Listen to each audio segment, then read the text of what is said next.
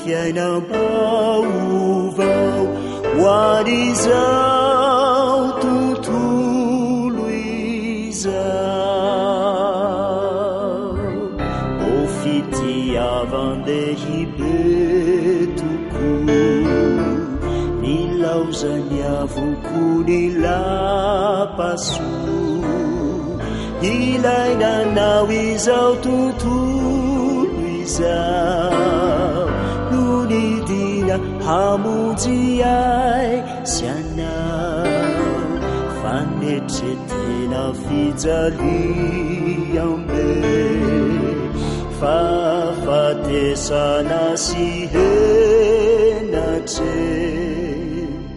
fahasoavana sy fitiavana avy aminy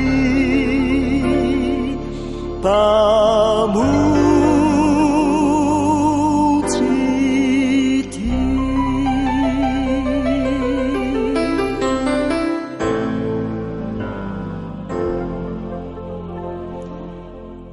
O tsy mba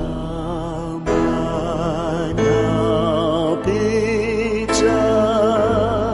ny asoavany koekeo ary raiso izao fahatolony anao o fitiavan-dehibe tokoa nilaozany avoko ny lapasoa ilainanao izao tontolo izao no nidina hamonjy ay sy anao fanetretena fijaliam-be fahafatesana sy henatre fahasoavana